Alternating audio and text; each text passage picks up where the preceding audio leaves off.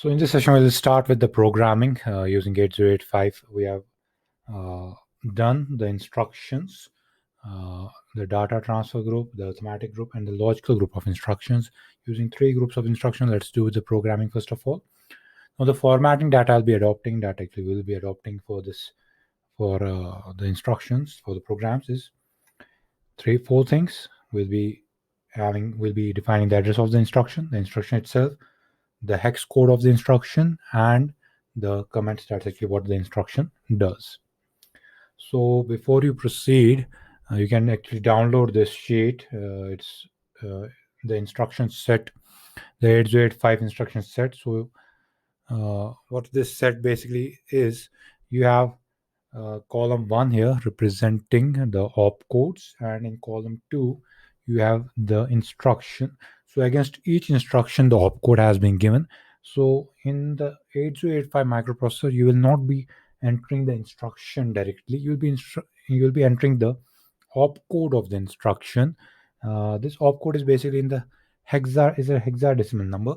All the numbers that we'll be actually doing in the programming will be actually hexadecimal from here on. Fine.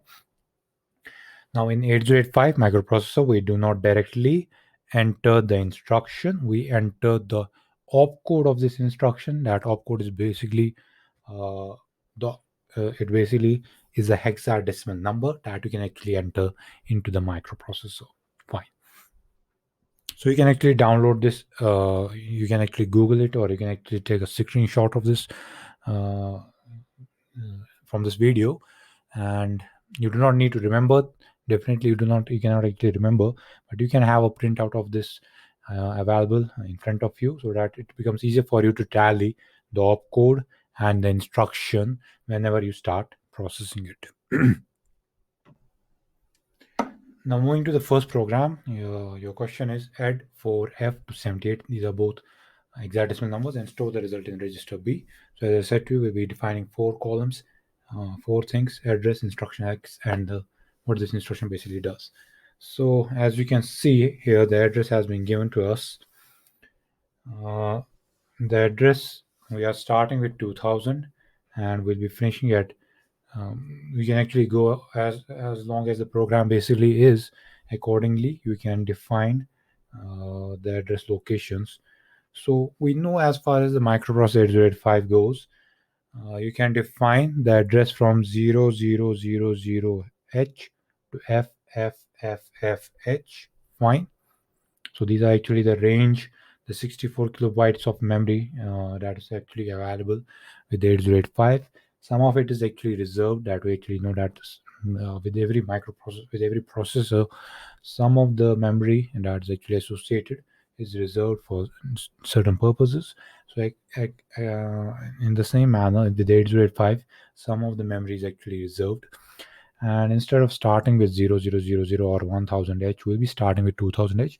The earlier memory locations, they are reserved for certain operations in case of 8085. So we'll be starting with 2000. We'll be starting with the address 2000. You can actually define the instruction at any memory location. You can start with 3000, 4000, 2100, 2111. You can start at anywhere. But once you start the instruction at any particular location, you will have to go sequentially from there on. So the first column here is the address, and the second column here is the instruction. So in the instruction column, we'll be defining the instruction. In the third column, hex basically represents the hexadecimal code, the opcode that we'll be defining for the instruction. And fourthly, in the fourth column, you have the comment, and in the comment section, you'll be actually defining what this instruction does. Fine. So you have four columns: address, instruction, hex, and the comment. In the third column, the hexadecimal, we are actually given the equivalent of the instruction, the hexadecimal equivalent of the instruction, as well as any data that actually to be fed into the memory location. Fine. So in the microprocessor, whatever is in the third column, this hexadecimal column, hex column, that's actually what is entered in 8085. That's actually the only programming you enter into 8085. The instruction, you do not enter into 8085. You do not enter the comments into the 8085. this third column is what you will be actually entering in the 8085. If you practically have an 8085 in front of you, a physical device, you will be programming it using the third column that is available here. Fine. So our question here is adding two numbers, two hexadecimal numbers, and we have to store the result in B. So starting with the instruction now, you write the instruction MVIB4F. You do not have to type it into the microprocessor. So this instruction transfers 4F to the register B immediately. So the exact decimal code for MVIB is 06. You can look back into the chart and see the opcode for MVIB. This is what you'll be entering into the microprocessor at location 2000. At 2001, you'll be entering the data byte, that is 4F. So what does this instruction do? This basically will transfer one data byte, that is 4F, where it will transfer it to register B. Fine. So we can actually transfer it to CD anywhere. We are transferring it to B. Second instruction MVI A78. So this will transfer 78. That is the second operand into the accumulator. 3 is refers to MVI A. 78 is your data byte. So accordingly, you see how much data byte of memory these instructions are occupying. You have already studied that MVI 8 comma data occupies 2 bytes of memory. So once we have the 2 bytes, then you can simply type add B. One operand is in A, another operand is in B. So this will add and store the result where? In the accumulator. Fine. Add B, hex code for add B is 80. You can look in the chart. So our job is done, addition is done. Now we need to store the result back in B. So MOV B comma A. So MOV B comma A means basically whatever was stored in the accumulator now will be transferred to B. So 47 is the hex code for MOV B comma A. You can look that in the chart. Fine. So final instruction is HLT. This is basically simply refers to halt, and the opcode for this is 76. So every program that you will have to that will be performing, you need to end that program so that the microprocessor moves on. So for that, you need to type HLT halt instruction at the end of each and every program. So this was your first program. So moving on. So what we have done, we have added one hexadecimal number to another hexadecimal number, and the result has been stored in B. So this is the sequence of instructions that you'll be typing. For opcode, for each and every instruction, you have an opcode that you need to type so that the microprocessor understands what instruction it has to perform. And once that instruction is fed, then you need to see whether or not you need to access the memory location to feed the data byte. If it requires a data byte to be fed, so accordingly you will type the data byte in the memory location as well. If the if the data byte has not to be fed, like as in case of add B here, it was a single byte instruction, so only the opcode for the instruction needed to be written at some particular memory location. Else this instruction, else for other instructions, like you can see in case of MBI, it's a 2 byte instruction. It will occupy 2 bytes of space. Add will occupy only 1 byte of space. MOV B comma A, it will also occupy only 1 byte of space. Fine. So you have two hexadecimal numbers. You added them. The result goes in accumulator, as you know. Now we need to actually store this result in B. So for that we are using the instruction MOV B comma A. So this is your first problem. Let's move on to the next problem. So now similarly, now we have 2 bytes of 8-bit numbers. They are located at 2 memory locations, and we need to add those 2 numbers and then store the result at another memory location, that's 2050. Fine.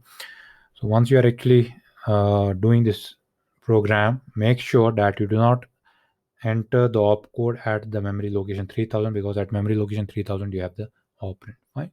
So these are the sequence of events what we'll be doing for this instruction. Use LDA 3000. Using LDA 3000, you can actually load the accumulator with the contents of the memory location that are stored at the memory location 3000. 3A is the represents basically the opcode for LD instruction. So once we have the data in A, we'll transfer it to B so that accumulator is free. We have to actually transfer two operands. So once we are transferring one data byte to accumulator, we then transfer it to some register. We can transfer it to B, we can transfer it to C. In this case, I'm transferring it to B. Fine. So we have transferred one byte, one operand now, and that operand is at B. We'll now transfer second operand from memory location 3001. So LDA 3001, 3A represents LDA.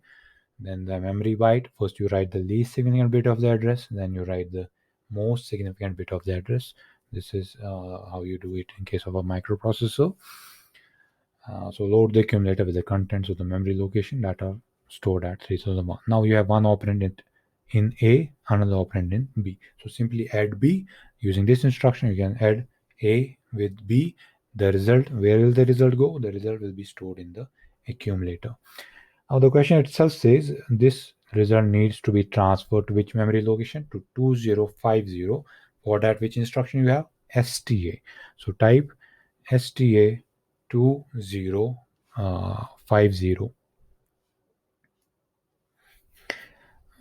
STA 2050. The opcode for STA is 32.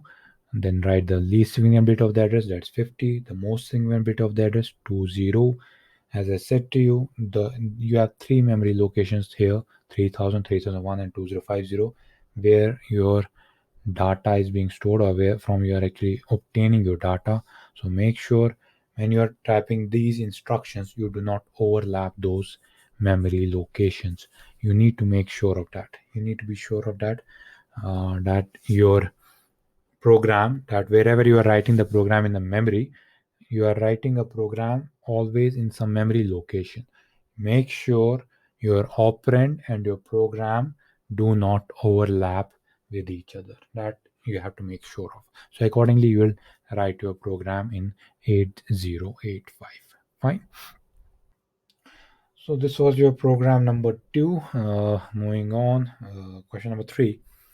Write a program to exchange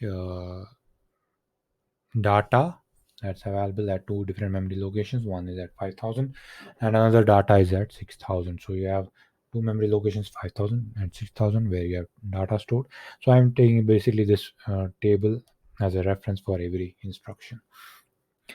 So first type LDA 5000. So you are loading the accumulator with the contents of the memory location which are available at where? At 5000. These are hexadecimal numbers. All of them are hexadecimal numbers.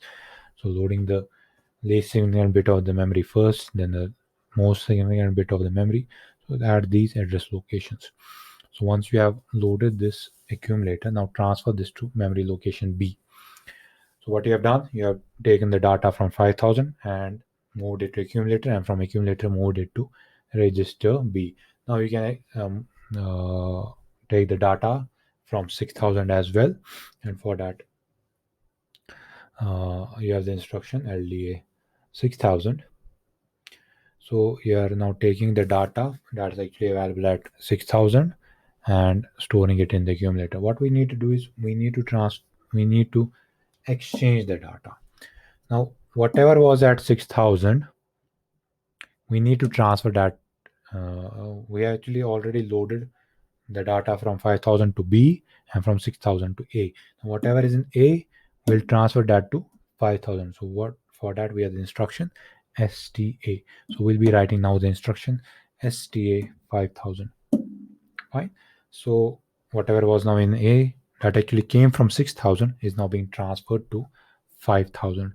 So these are the opcodes, then writing the address 00 and 50 of the memory location where you actually need to store the data. So using this instruction, you'll be able to store the contents of the accumulator that we actually transferred. We actually got it from 6000 and where we are storing it at memory location 5000. Now move A comma B. Now whatever was in B that actually we had got from 5000, we'll transfer that first back to A because we cannot directly transfer the contents from B to 6000. We will need to first transfer it back to A and from A to 6000. So MOV A comma B. Now accumulator holds the contents of the memory location 5000. We need to transfer this contents to 6000. So for that we'll type the instruction STA 6000. So using this sequence of instructions, we are able to actually exchange the data that was between 5000 and 6000. The data that we had available at 5000, we transferred it to accumulator first. From accumulator, we transferred it to register B. So register B now holds the data whatever was initially in 5000. Now we are transferring the data from 6000 into the accumulator. Now accumulator holds the data that was at 6000. From from the accumulator, we'll transfer now this data to the memory location 5000. So 5000 is already now carrying the data that was initially in 6000. Now 6000 needs to carry the data that was in 5000.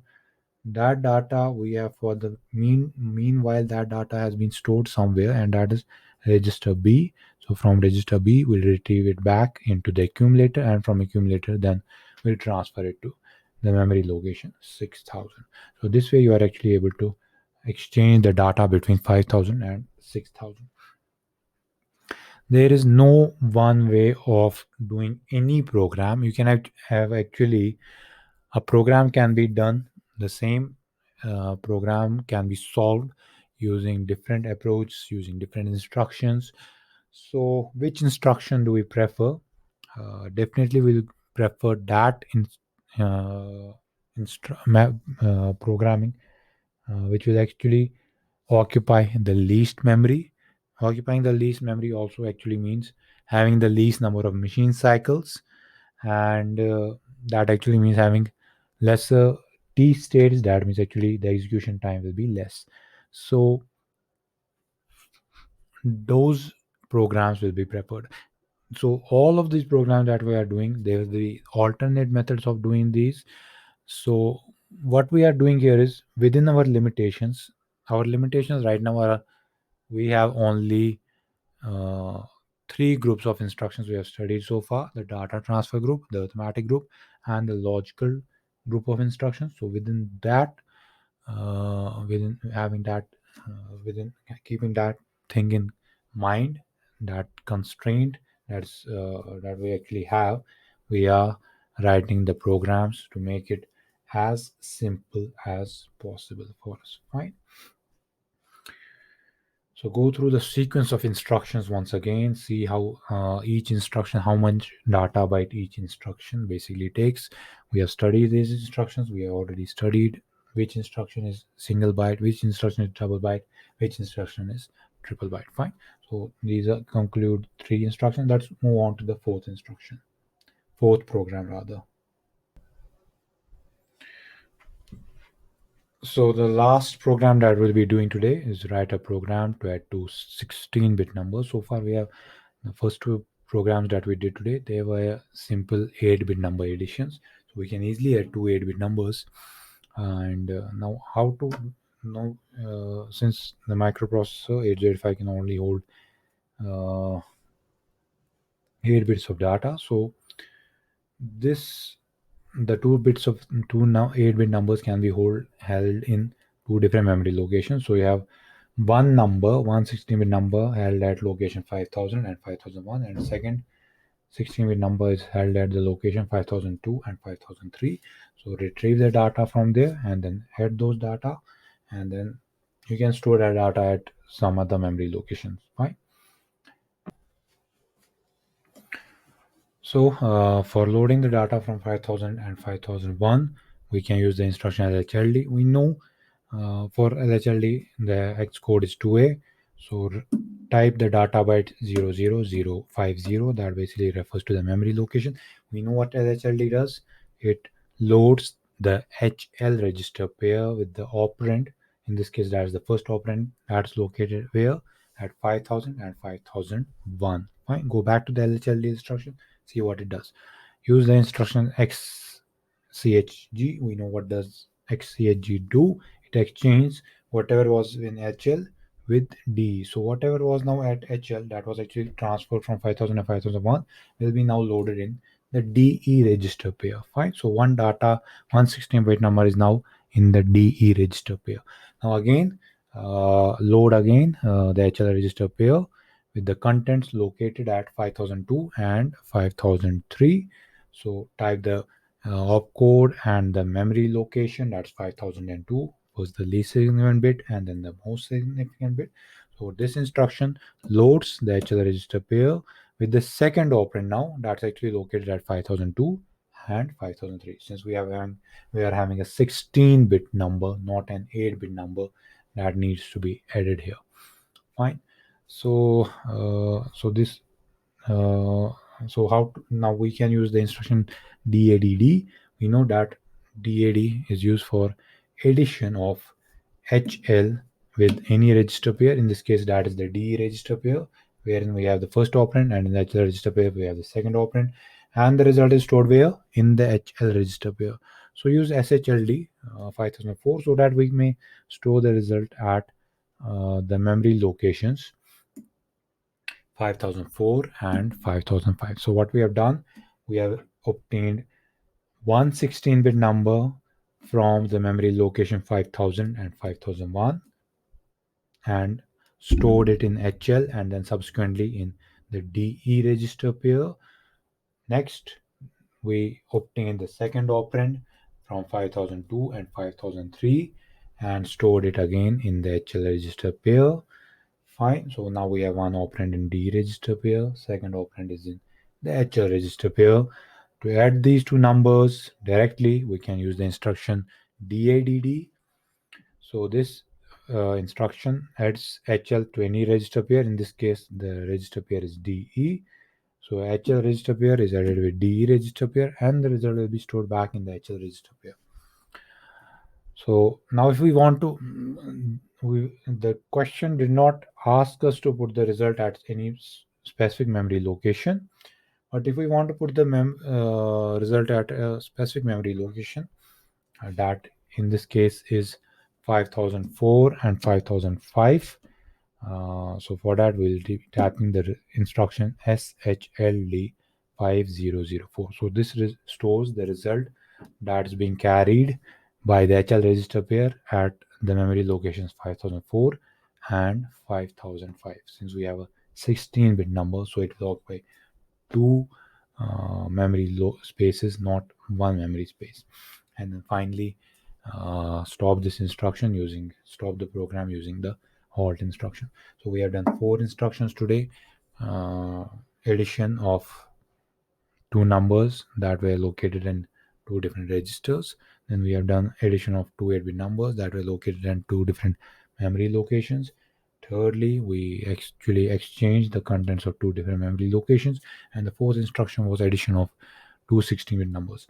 So what we have not taken into account in all these addition operations that we have done today, in all these addition programs, we have not taken into account uh, the carry. We have not taken that into account because we have not yet studied the conditional instructions where we can decide what will happen with the carry, and we could have actually checked whether there is a carry or not. So we have not done that yet. So we have not taken the carry into account yet. When we study the conditional group of instructions, therein branch or the loop instructions, therein we will be thereafter we will be actually doing the we'll be taking into account the carry as well and doing the addition accordingly. Right. So this is all for this session. We have done 4 programs. Go through these programs. Whatever is in the memory location, whatever is in the hex, this hex, you can actually you actually need to type only that hex code in the microprocessor to execute any program. So the first whatever you are typing first, the microprocessor is going to read that as an instruction, so it will not decode. For this particular case that's actually displaying in the right now, LHLD 5000 2A represents an instruction, not any data, because the microprocessor will always take the first opcode entered into the 8085 microprocessor as an instruction. It will take 2A as an instruction. It will decode it and understand that it has to perform the operation LHLD, and it is going to take 2 more memory spaces. It's going to take three more. It's going to take 3 more machine cycles, and accordingly, the time and the memories will be decided by the microprocessor after it executes the after it understands in the opcode fetch machine cycle what 2A is basically. Fine. So go through the programs once again, and for emulating these programs, we'll be using an emulator since we cannot do physical. We do not have any physical setup to do microprocessor 8085 programs right now. We'll be using emulators in PCs for executing these programs. The link to that will be shared with you separately. So that's all for today.